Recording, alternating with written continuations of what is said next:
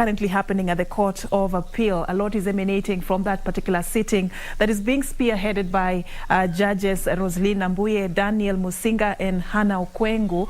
And what you're talking about when we say a case management conference is actually a forum that is going to allow the parties who contest the BBI initiative to have a chance and have their say to understand how the case is going to be managed. So parties involved in the Building Bridges Initiative contest were requested to avail themselves at the Supreme Court for this particular case management conference. It is being held physically, and of course it's going to provide an opportunity to give appropriate directions, which include the length of submissions to be filed in this particular case.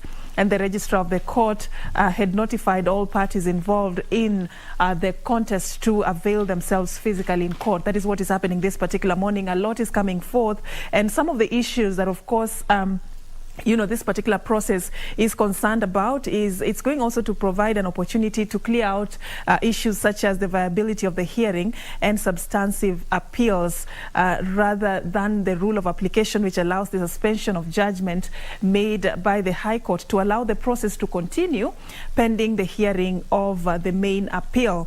And of course also the amount of time required for parties to prepare and exchange submissions. So the court will give a direction on that as well, and also address the issue of logistical issues relating to the hearing of the application and appeals. And of course also, for those who may want to know, only one advocate for each party is allowed in court due to what is currently happening globally, the COVID-19 pandemic. So in strict adherence to the measures, only one advocate for each party is allowed in court. And of course, we remember, just taking you back a little bit, the BBI process was declared unconstitutional by a 5-judge bench of the High Court on 13th of May 2021. We have quite a number of parties who have come out to challenge that decision by the court. This includes former Prime Minister Raila Odinga, President Uhuru Kenyatta, the Independent Electoral and Boundaries Commission, and the Office of the Attorney General, also including the BBI Secretariat. So just, putting issues together and just giving a direction on how this case is going to be tackled is what is happening this particular morning at the case management conference currently happening at the Court of Appeal. And that is what we are following up for you. So we'll be going back and forth, just taking you back to follow also on the live proceedings. But in studio, we are also trying to breathe some life into some of these issues emanating from the BBI journey. And in studio, to help me just dive into this particular subject a little bit before we go back to the Court of Appeal, I'm joined by two gentlemen. It's a panel of two gentlemen, Wilfred Muliro, a governance expert, and of course also Dr.Churchill Saoke, a political analyst, both lecturers, by the way, but that's a topic for another day. Thank you so much, gentlemen, for allowing us take advantage of your intellect on some of these issues, just to help Kenyans understand the way forward. So I just like your quick, comments on what is happening this particular morning. All eyes are focused on the Court of Appeal. Probably, from what you understand, the case management conference, what's the way forward? What should Kenyans anticipate? I will start with you, Dr. Churchill. Yeah, thanks, Serfine, and good morning. So the case management is more like a pre-trial, and you find that the people who are engaged in the legal dispute, so you have the plaintiff and the defendants, they will agree on some administrative issues and the issues that are in dispute. So some of them, as you have mentioned very clearly, regards to like the length of the period that each should be able to take. And I think it's mainly meant to for each parties to submit some of those issues so that the court process can be clear, and they can be outlined much more clearly. The other things that will be important during this kind of sessions are even motions. Who should be exempted. There maybe the submission could be involving some other extraneous things that will divert or distract they are not very key in the dispute. So some of these things need to be agreed upon between the two parties before the actual case hearings begin. So it's like just sort of setting out the pace and the program, laying out the program of of events on what should happen and how, for how long, who should do what, who should be involved. Wilfred, also just to give you a chance also to react to that particular question, just, you know, there's a lot of expectations. In fact, Kenyans are really watching this particular morning, waiting for, you know, some sort of decision. Just to clear the air and tell Kenyans what should be the expectation going forward with this conference. Yes, thank you. I think in terms of the substance of this meeting, you've captured that very well, and my colleague has done that. But I think for Kenyans also, why they are interested, I hope you've cleared the air that we have no citizens who may think that it's now the trial. Yeah. But that is the case. But second is they are genuinely concerned that it is clear now that BBI is not a done thing. The process still continues up to the end. It's a sort of the battle is still on, because remember the decision of the High Court reverberated in the entire country, and there were even some celebrations that now reggae is dead. And or it has stopped. Yes. Or post. Yes, depending on which, depending which on side you come from. Side. It was post, yes, it's dead, post, it is dead, stopped. or post. Yes. Yeah. But now there is a feeling that yes, what the promoter said will go ahead appeal is actually a reality now. And now also on the other side of those opposers are now watching to see what are the loopholes, or what is the we may call it the judicial barometer, the indicators that is it possible. I think most people are listening to this to see whether is there an indication that the judiciary may still remain firm and make the same, you know, uphold the decision. People are trying to read between the lines. So let's wait and see. Yeah. It's a lot of expectations as well. Yes. But, you know, let me just take you, gentlemen, back a little bit. This was on 13th of May 2021 when that 5-judge bench decided and made that particular ruling. What message did this really send? And did the proponents of the BBI process anticipate that there could be such a hiccup in this particular journey? The train had already left the station, if I remember correctly. I mean, what did this mean essentially for this particular journey, the BBI process, Churchill? Well, I think it was a big statement for the country, especially with regards to indicating that, you know, the judiciary is independent and they can be able to make decisions that are not necessarily popular.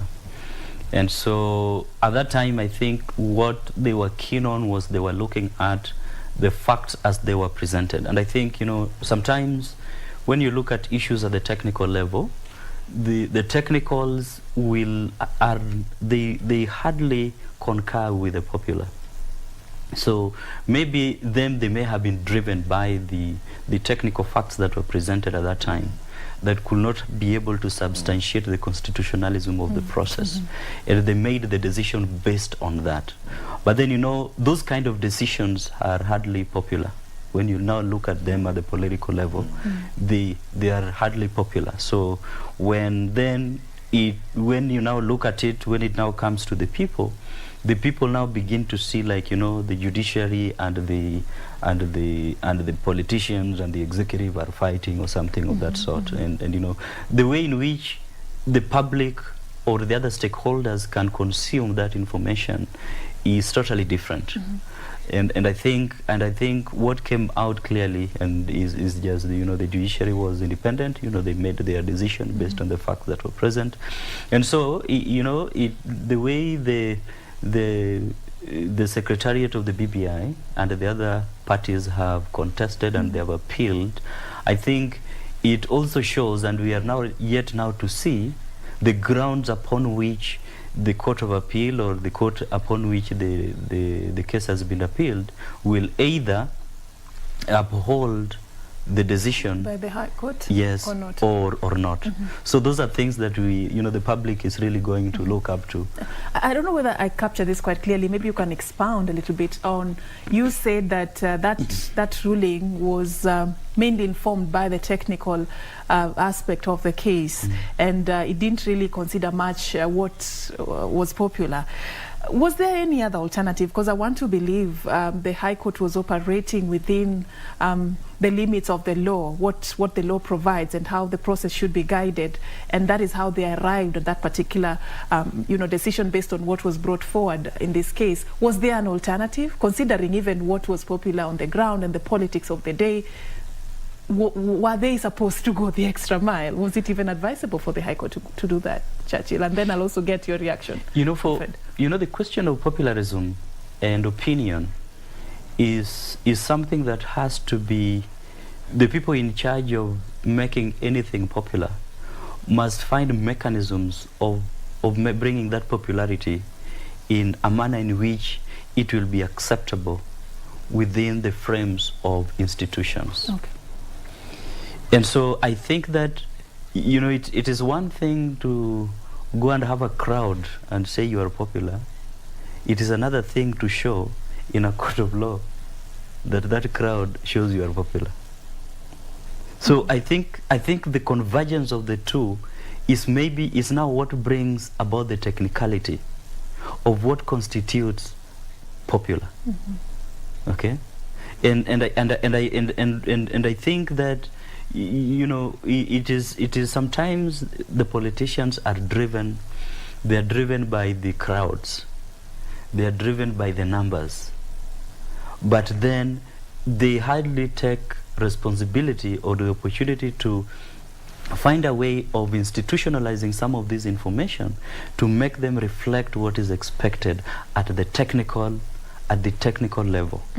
So maybe that may have been, I'm not saying that is the case, but that is maybe what may have been the gap that existed, that may have necessitated maybe even the court to render some of these things unconstitutional. Wilfred, just before we move to the next, I don't know whether I'm borrowing from the President's speech. I've heard you use responsibility, opportunities, the burden of choice. Those are some interesting words that came from the President's speech yesterday. But Wilfred, I don't know whether the court ought to have considered other factors beyond the legal frameworks, just in coming up with such a decision, just considering the dynamics that the BBI process was operating within, and even the politics it attracted. Was it advisable for this to be opened up a little bit? I think just before I continue on that one, there was your first question. I think the promoters of BBI were surprised. They didn't expect that. And this can be proven by the fact that you will see the zeal of appeal. It's something they didn't, they thought it has moved. Even the Secretary General of Jubilee acknowledged that they didn't perform well on that. And I think he was gracious enough and said, we'll go to the drawing board. But coming to what you're saying, I think the President was trying to allude to that almost directing judiciary that when you make decisions, sometimes you need to raise your eyes away from the written text and look at the public and say, if I make this decision, what will be their feeling? But and I think it is anchored on the idea that we were initially discussing with my Churchill here, that you look at the decision by the Mutunga court on elections. And I think that's where the President is almost referring back and saying, Justice Mutunga at that time looked at the situation of the Kenyans and he said, these are political issues. They don't concern, and we have no legal standard or some moral to enter this. But this time round, I think it's not as much an aspect that we were looking at earlier, preservation of public order. So that you say now it should be, as you are suggesting, that they should now open up and overstretch. Here, this is already a politically divisive issue. And the politicians have brought it to you. And they are saying that now arbitrate between us. And therefore, for you to sustain, actually the cogency or the word of the courts is stick to what the rule of the land says. I think at this time, the judiciary was right to deal with matters as they are and deal with the courts other than stretching and seeing how. In fact, it's like we are calling about the judiciary to join politics and see how politically good their decision will be. And that will not be good, because is it will that take us back to what BBI is trying to treat, 2007, 2008, when we said we cannot believe the courts because they make political decisions. But now the court is making what you are saying clearly based on what we agreed as a state with our constitution. This is what we want to do. So I would be very extremely reluctant to encourage that the courts must now, especially on this issue, start trying to widen their decisions. Although I hear sometimes that you don't need to be very strict in decision, but to start widening and allowing political sentiments in their decisions, I think will work against, will be inimical to what we are saying, that now we want cohesion. I want you gentlemen to tell me what you read from what I was alluding to earlier. This is what the head of state said yesterday when he was, addressing this particular matter.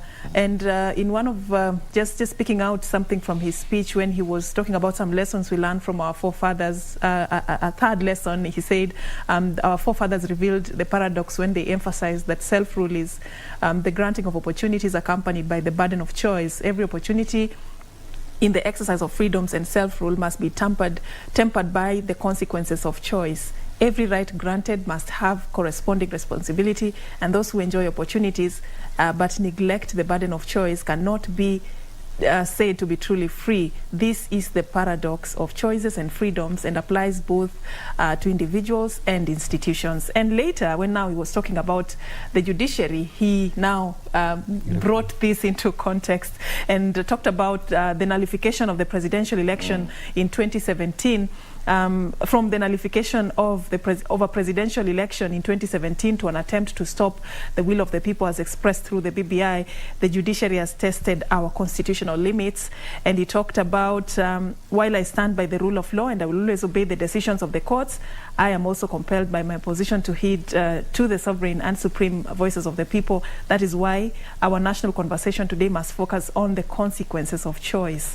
And he just kept on going on and on about the consequence of choice and the burden that, perhaps, the citizenry will have based on some decisions that are made, and in asking very fundamental questions, which include, if the field of independence has been expanded in the judiciary, how should the field of their responsibility respond to the summons of nationhood? Shouldn't their decisions also be accompanied by a burden of choice?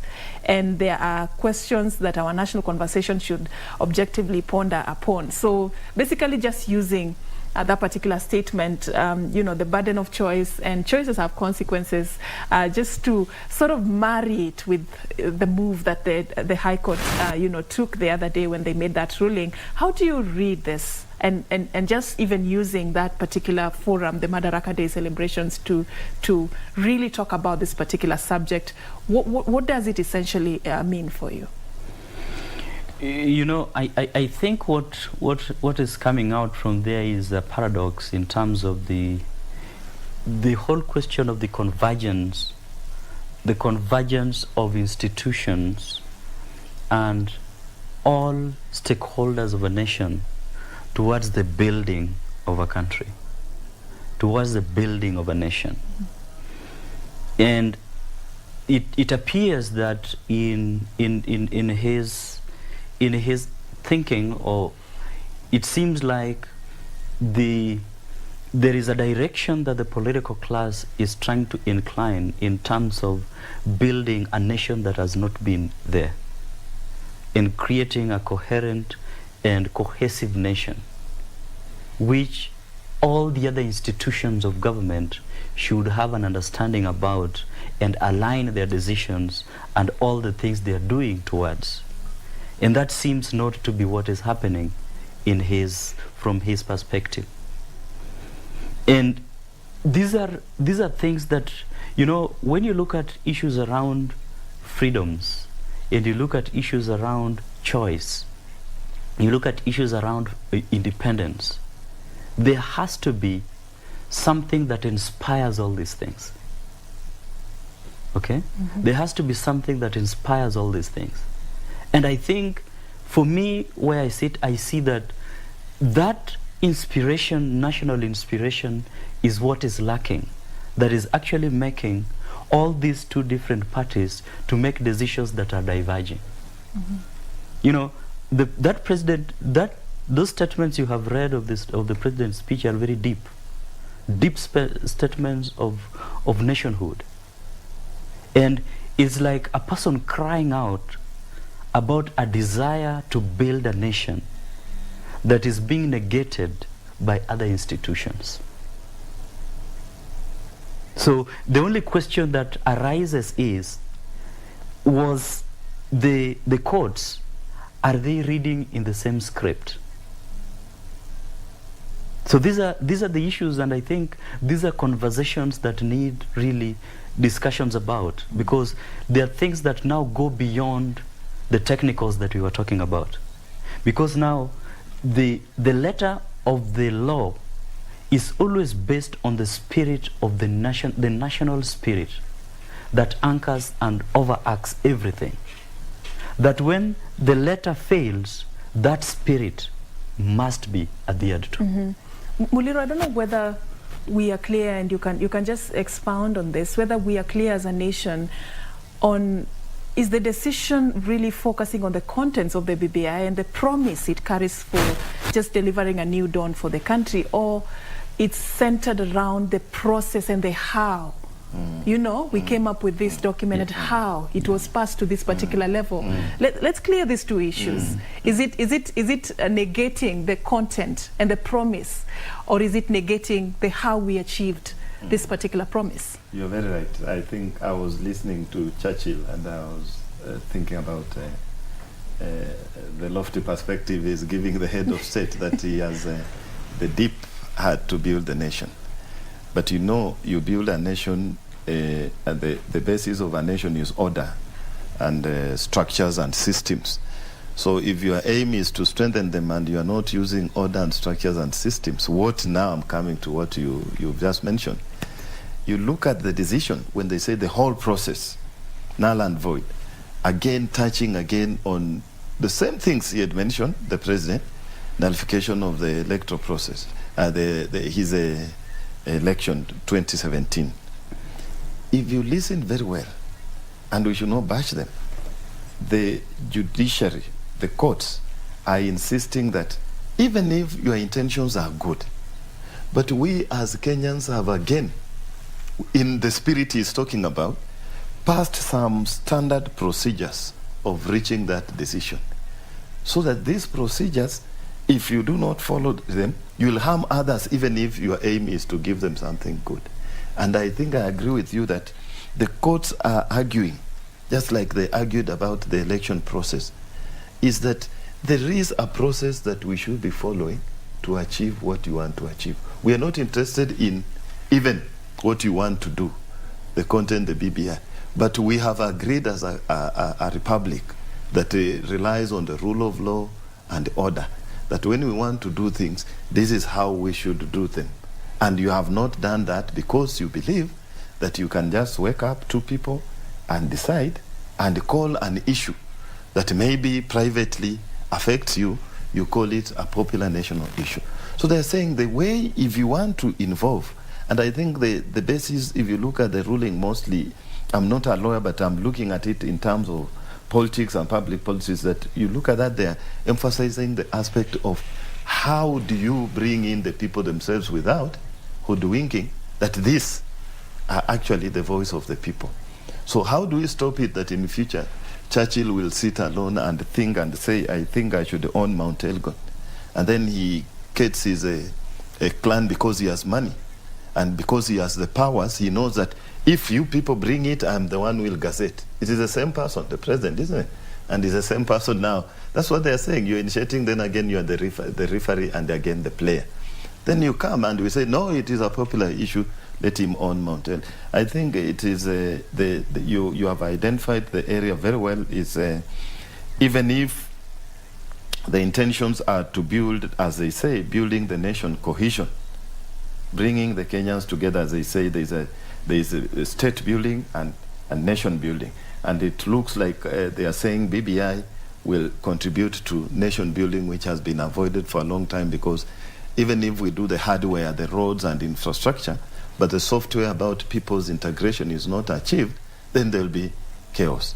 But we are saying to do that, do it within a framework that Kenyans have also agreed on. And I think you can achieve that nation building, the aspirations he is crying about.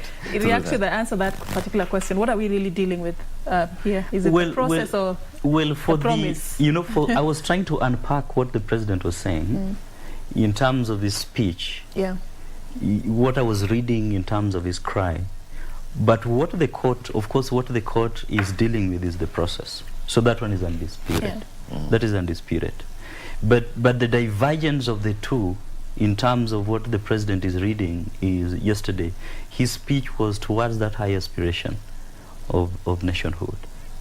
And maybe in his thinking, building a nation, institutions' roles in nation building is sort of, they institutionalize what has been, agreed upon, like, the framework of changing the law and things like that.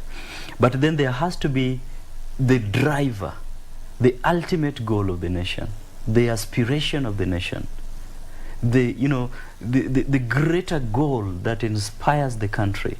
And that is what the president was alluding to in his statements. Yeah. He was talking about the burden of choice and actually even took us back to the 123 days post the elections and how we lost. We became economical a little bit, yesterday as the head of state took us through how we lost, was it, close to 1 billion shillings every working hour. Yes. This is 1 billion shillings every working hour for the 123 days that we held the 2017 general elections. If you calculate this is within 24 hours, and then you go to the 123 days. This is about 30% down there, about 30% of our national budget. Choices have consequences. As we're dealing with this tricky subject of pausing or stopping or, I don't want to use that other word, reggae. I mean, how do we deal with it in a way that we make a decision that will help this particular country not reverse the gains that we have made in this journey that we have all been taken through, of trying to come together, of trying to avoid what the president was talking about, the 123 days that we lost not just money, I will add lives and bloodshed and people totally just took a different turn in this particular country. How do we arrive at this particular decision? Because that's where we are right now. That is now where we must not even put any gray area. So what do we do? Because this is critical. This is crucial. The right thing must just be done. And I think this is where we must actually support the courts in whichever way.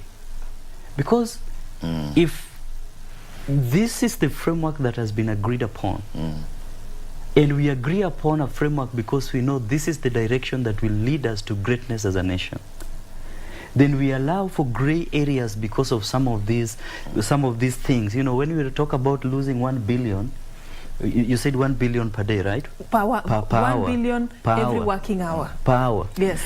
And now we are losing this. We need to look at this 1 billion that we are losing. We are losing it because of the negligence of someone.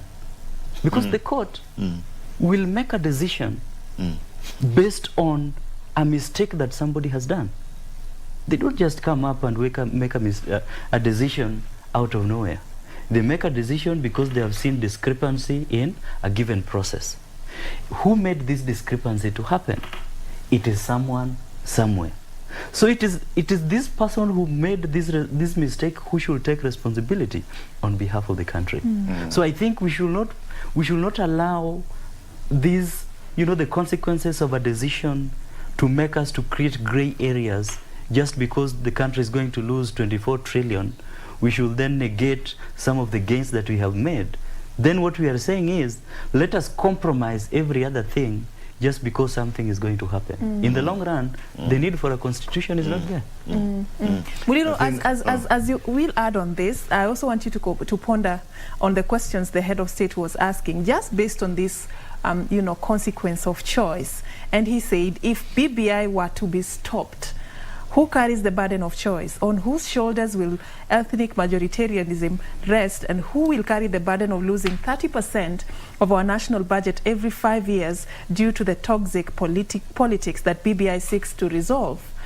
Question another one that he asked, the judiciary will also have asked itself another question. Can Kenya be truly a democracy if the people are denied the opportunity to express the sovereign and supreme choice at the ballot box on the basis of elevating technicalities over the overriding objectives of the law? And I can go on and on with these particular questions in that speech by the head of state yesterday, but you're getting, what he is asking. If we go this direction, who will carry the burden? I wanted to respond to the question I asked earlier on how we treat this particular critical subject. We are right now at a very sensitive point as a country. Yes, I think I agree with my colleague here 100%, because even the president knows that as you look at the consequences of the decision, and then you should remember that it is another arm, an arbitrator, that is making the decision based on some action. They are not waking up and joining politics and saying, in this contest, we think now we are making this decision. No. There are actions. He should be looking at the actions that lead to the consequences of that decision. Because consequences means it is an outcome of some process that has brought us to this door. And therefore, it gets us back to what he was saying. We go back to our institutions and establish them and processes that we have agreed, so that the person he is quoting, the one who made a mistake so that we have these consequences, does not rely on his own whims to make that mistake. We are looking at this not because of just now. I think the president's questions are almost looking at it in a vacuum, that we don't want to see the history, the process that has brought us to this burden of choice. The burden of choice means there are some actions that have given us some alternatives, that now we are making a decision that has consequences. And I think that's what Churchill was saying, that who is this person? It's not the judiciary that has made wrong steps. Therefore, I think the best decision here is, as much as the president means well and looks at the aspirations, this is the time he should also stop and remove his eye from the judiciary and take the longest journey. As philosophers say, the longest journey is the journey within. Within, in terms of the government, the political class, himself and his cabinet. And look at it in these terms, that there is interdependence between these independent institutions that are being hit with the government of the day. So they should look at that in the process of, there is an independent institution that guides us on elections. There is an institution that will tell us more about public participation, about decisions on interpreting the law. How can we, you as a leader, you are even talking about BBI in terms of bringing Kenyans together. Start bringing these institutions together. I would have even wished that this noble, deep thinking, and I agree actually, a very cryptic statement that the president has put in public, the burden of choice and the consequences. Now we are thinking about it is something, an analogy that nobody knows, because the president did not come out clearly. He has now, for the first time, like when President Moi used to use those analogies and we are left thinking about them. He could have just looked at this institution, especially the judiciary is new. We expect that as new as something is, you give it the benefit of goodwill. Call them, discuss, and agree on what you think should be done, and they advise you on how you can achieve that nation building that you are looking for, how you can avoid those consequences that come from the burden of choice, which you say is overlooking the spirit of the people. And I'm saying this because I think it is not inadvertent. The president is first a politician. Politics is not a bad thing. It is the one that helps people gain power. And the president deliberately was addressing Kenyans, the public, the masses. He was telling them, this is your thing. You brought it up to here. It has been stopped by other people. Come in. You're not. Listen to how Muliro is interpreting. No. Because why? Just listen to you how you. As you say, it is. Yes, that's my opinion. I think so. Because now, why not? The judiciary just new. Why carry the same 2017 and the rest? Why not have this with your technical advisors and the best brains around you? Discuss this in privacy and bring to the people. But you know, whenever we address the masses, it's politics. You want to bring along the crowds with you. You don't want to sort it, and that's why you'll still go. Courts don't have those forums, opportunities to address the crowds. So how do you address them again? Through the crowds. All right. How will they respond to you? Exactly. Call them around the table and talk to them. That's one way of going around it. Yes. That's why I asked you earlier, gentlemen, also, you know, the choice of the forum, the Madaraka Day celebrations, the 58th Madaraka Day celebrations, to address this crucial subject of the judiciary and the decisions the judiciary has actually taken before, way back from 2017, yes, taking us back to history. He said choice, consequence, the burden of choice, and I just like to use the same words. You know, what consequences should we anticipate from just his stand about the judiciary on Madaraka Day celebrations with regards to the BBI? What he said, what should we anticipate? How is it going to be interpreted, and which direction can this lead us to as a country, and even the judiciary? Just to be open about it. You see. When the president speaks and he mentions something like that in public, what he's trying to do is already showing the direction that he wishes the decision to be made. So sort of he's already giving a submission to the courts that me as the head of state, this is the direction I would like this decision to take. So I might not directly get into the mix of trying to influence the decision, but at the political level, this is my position.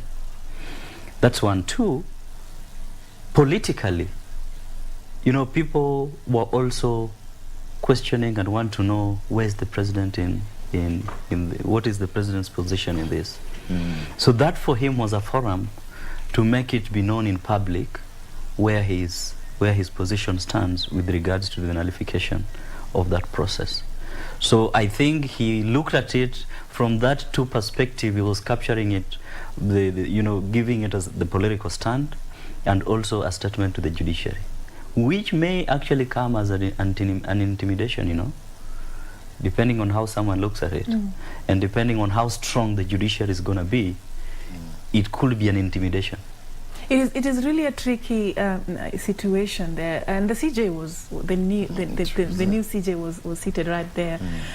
I mean, how do you go about this? You know, whichever direction the judiciary will decide to go will be interpreted somehow. I mean, how do you handle this, Muliro, if you were seated there in that seat? And I think that's why maybe we are being modest, but that's why he addressed the public in the presence of the CJ. Things don't just happen. The president is at the level of non-guesswork. Every statement, as he says, is for the nation. He's the one who gives the direction, and it is the deliberate that it has to be in that forum. But then you look at what you're saying. I think to some level I agree in our earlier discussion. The person that is least admired, envied now, should be CJ, Mother Kome. At this time, he comes to attend a National Day. During the interviews, she looked very reconciliatory, that if the previous did not work, I'm not the one who called, I'll call. We will talk about many issues between executive and judiciary. But then now, that's why I still insist that it should have been just something privately in a room, talk, even read a riot act to them, and they'll respond in a way that maybe you'd wish they'll understand you. But where now politically the masses are involved, the CJ, as you say, has maybe two. It's almost like a conundrum, but she has two aspects which are also self-reinforcing in a reversal way. That if, as Churchill says, it's like an intimidation. If at the end of the process, the decision comes out that, okay, BBI, the president's wishes have been granted, then the public opinion will be that the new CJ was there for a purpose. She's a systems person. And then if she comes in and makes a decision against that, then it will be interpreted, as we observed clearly, that it is a response to show that we cannot be intimidated. So back to 360, to the system of activist judicial system. And I think it has now begun. I hope in the heart of hearts, the advisors and even the thinking of the president was very, even the tone he used was very good, a reconciliation. But I think in that, there would have been an alternative. There would have been a way of dealing with that. Maybe just mention in passing judiciary and deal with other issues of this day, 58 years of our independence. Then we will know that, as he says, let us know your slight terse statement on your position concerning BBI, because people are waiting, that is genuine. But to spend the 90% of your speech on the judiciary that has now a new leadership puts the new leadership in a very difficult situation, either to continue with the war, a luta continua, or to struggle and see how they can now accommodate you and look very bad in the eyes of the public as something that is pro-system, easily intimidated, not using the constitution. So you are right, it's a difficult situation. I hope there was another way of dealing with that.